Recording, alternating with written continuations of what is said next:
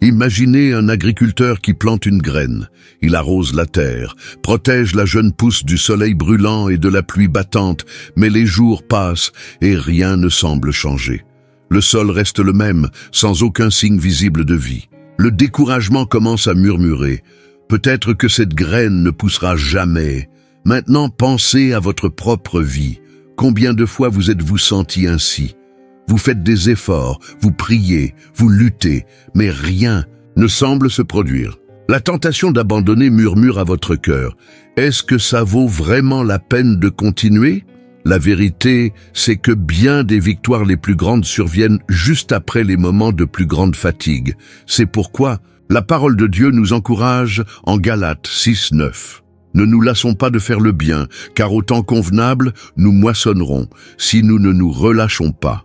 Le problème, c'est que nous voulons souvent voir des résultats immédiats. Nous voulons que la réponse de Dieu arrive selon notre propre timing, mais nous oublions que le processus de la foi implique d'attendre, de faire confiance et de continuer, même quand rien ne semble se passer.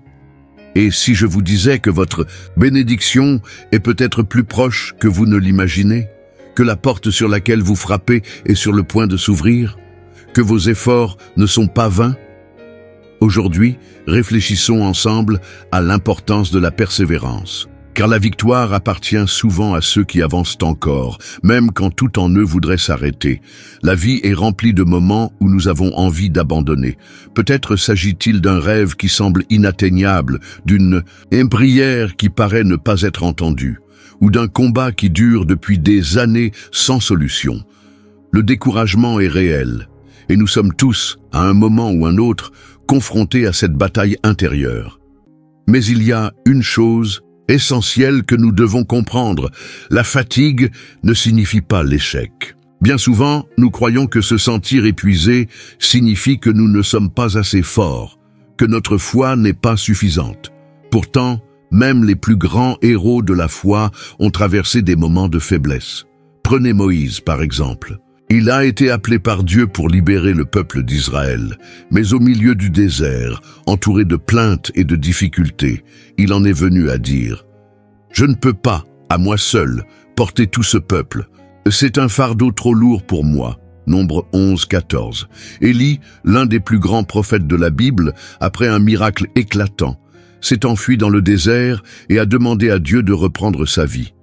Qu'est-ce qui a conduit ces hommes de foi à cet état? La fatigue, l'épuisement de lutter sans voir de résultats immédiats. Vous êtes-vous déjà senti ainsi? Comme si vous portiez un fardeau trop lourd. Comme si vous faisiez tout ce qu'il fallait, mais que rien ne changeait. Cela ne signifie pas que vous êtes sur la mauvaise voie. Cela signifie simplement que vous êtes en plein cœur du processus. Le danger ne réside pas dans la fatigue, mais dans l'abandon. La vraie question n'est pas de savoir si nous allons nous sentir découragés, mais si nous allons continuer malgré tout. Car, comme le dit la parole, au temps convenable, nous moissonnerons si nous ne nous relâchons pas. Autrement dit, la récolte viendra, mais à une condition, tenir bon jusqu'au bout. S'il y a une histoire dans la Bible qui illustre la puissance de la persévérance, c'est bien celle de Joseph. Joseph n'était qu'un jeune homme lorsqu'il a reçu un rêve de Dieu. Il a vu qu'un jour, il serait placé en position de leadership, mais très vite, sa vie a pris un tournant inattendu. Ses propres frères l'ont vendu comme esclave. Il a été emmené dans un pays étranger, faussement accusé et jeté en prison. Maintenant, imaginez-vous à la place de Joseph. Dieu lui avait fait une promesse, mais au lieu de la voir se réaliser, tout semblait empirer. Les années ont passé et rien ne changeait. Il aurait pu abandonner, il aurait pu sombrer dans le désespoir et penser « Si Dieu était vraiment avec moi, cela ne serait pas en train d'arriver. » Mais Joseph n'a pas cédé. Il est resté fidèle, il a continué à servir Dieu, même sans comprendre pourquoi tout cela lui arrivait. Puis au moment opportun, tout a basculé. En un seul jour, Joseph est passé de la prison au palais. Il a été placé gouverneur d'Égypte, exactement comme Dieu le lui avait montré des années auparavant. Si Joseph avait abandonné en cours de route, il ne serait jamais arrivé au but que Dieu avait préparé pour lui. La grande leçon ici, c'est que Dieu n'oublie jamais ses promesses. Mais entre le rêve et son accomplissement, il y a un processus. Et ce processus demande de la persévérance. Combien de fois sommes-nous sur le point de remporter la victoire, mais le découragement nous arrête? Combien de portes étaient prêtes à s'ouvrir, mais nous avons renoncé juste avant? Joseph nous enseigne que, même lorsque tout semble aller à l'encontre de notre espérance, Dieu continue d'agir. Dans l'ombre, la fidélité au milieu du processus prépare le terrain pour la récolte. Si cela ne dépendait que de nous, nous éviterions toute forme de souffrance ou d'attente.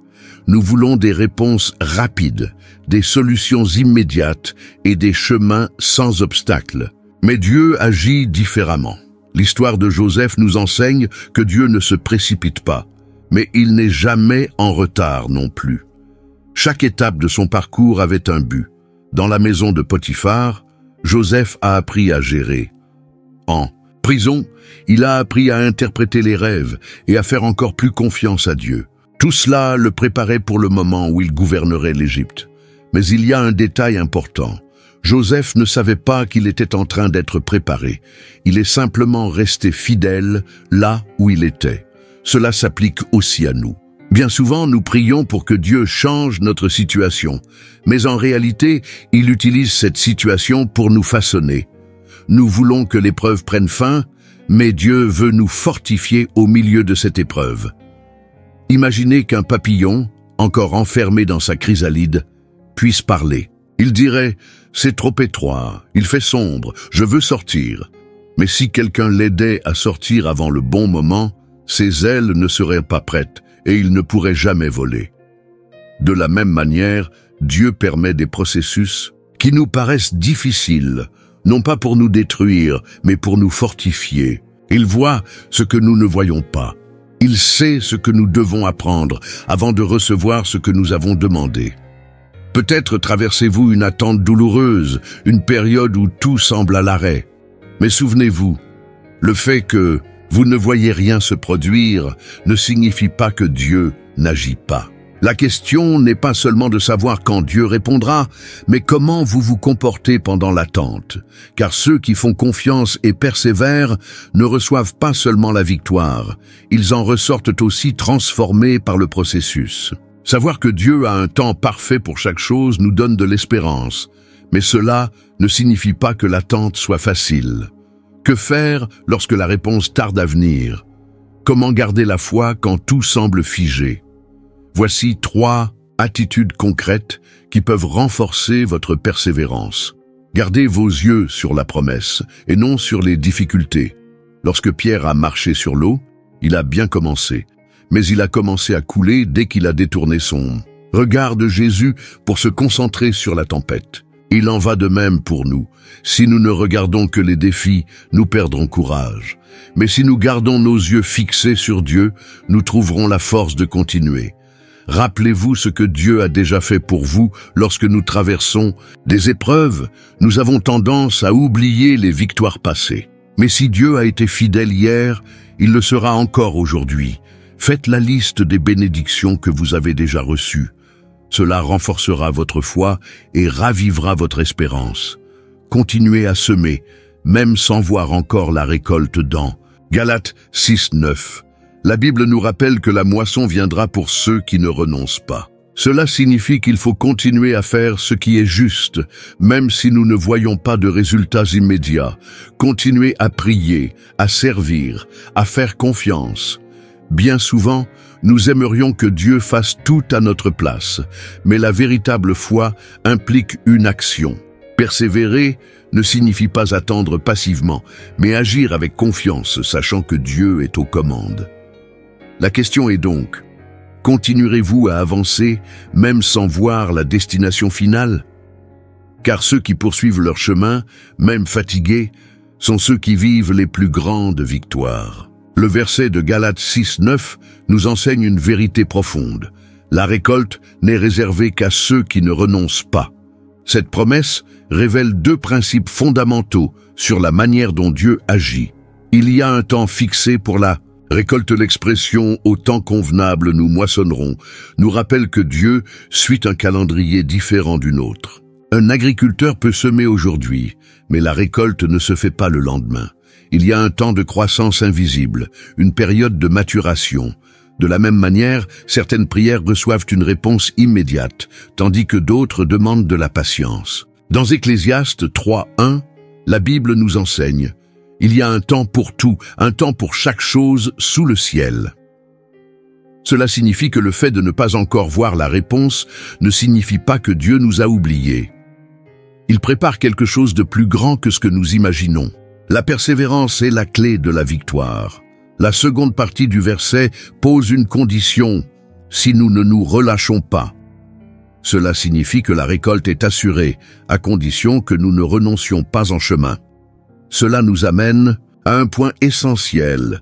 Beaucoup de bénédictions ne sont pas perdues, elles sont simplement abandonnées. Combien de réponses de Dieu étaient à quelques pas, mais ont été laissées de côté parce que le découragement a pris le dessus. L'ennemi sait qu'il ne peut pas empêcher Dieu d'accomplir ses promesses. Alors il essaie de nous faire abandonner avant qu'elles ne se réalisent. Mais la parole nous encourage. Celui qui tient bon verra la récompense. Si vous avez semé avec fidélité, ne vous arrêtez pas maintenant. La réponse de Dieu est peut-être plus proche que vous ne le pensez. La persévérance n'est pas seulement une vertu isolée. Elle fait partie du plan plus vaste de Dieu pour notre vie. Lorsque nous regardons la Bible, nous voyons un schéma clair. Dieu accomplit toujours ses promesses, mais il nous apprend à lui faire confiance tout au long du processus. Jésus en est le plus grand exemple. Il est venu sur terre avec un but précis, racheter l'humanité. Mais son chemin n'a pas été facile. Il a affronté le rejet, la trahison et la souffrance. Au jardin de Gethsémani, sachant ce qu'il attendait, il aurait pu renoncer. Mais il a choisi de continuer. Sur la croix, lorsqu'il a dit « Tout est accompli ». Et il ne déclarait pas seulement la fin de sa souffrance, mais la victoire sur le péché et sur la mort. Si Jésus avait abandonné en chemin, il n'y aurait pas eu de rédemption. Mais parce qu'il a persévéré, nous avons aujourd'hui la vie et l'espérance. Cela nous enseigne une vérité puissante. La persévérance a toujours un but plus grand. Si vous traversez des épreuves aujourd'hui, sachez que Dieu ne gaspille aucune souffrance. Ce qui ressemble à un retard peut être une préparation. Ce qui semble être une douleur sans raison peut faire partie de votre croissance spirituelle. Et tout comme Jésus a vaincu, nous aussi, nous vaincrons. Si nous ne renonçons pas, alors, la question est la suivante. Croirez-vous que Dieu est en train d'écrire une histoire plus grande, même si vous ne voyez pas encore la fin? La vérité, c'est que nous traversons tous des moments où l'envie d'abandonner semble plus forte que la force de continuer. Mais la parole de Dieu nous enseigne que la victoire n'appartient ni au plus rapide ni au plus fort, mais à ceux qui restent fidèles jusqu'à la fin. Joseph a enduré des années d'attente et d'injustice avant de voir l'accomplissement de la promesse. Moïse a traversé le désert avant d'entrer dans la terre promise. Jésus a affronté la croix avant la résurrection. Le processus précède toujours la promesse. Et pour vous, il n'en sera pas autrement. Si vous persévérez, vous verrez la récolte. Alors, posez-vous cette question. Et si ce que vous traversez aujourd'hui n'était que le début du grand miracle que Dieu prépare dans votre vie? Aujourd'hui, choisissez de faire confiance à l'œuvre de Dieu. Faites un pas de foi et voyez comment il peut transformer votre chemin.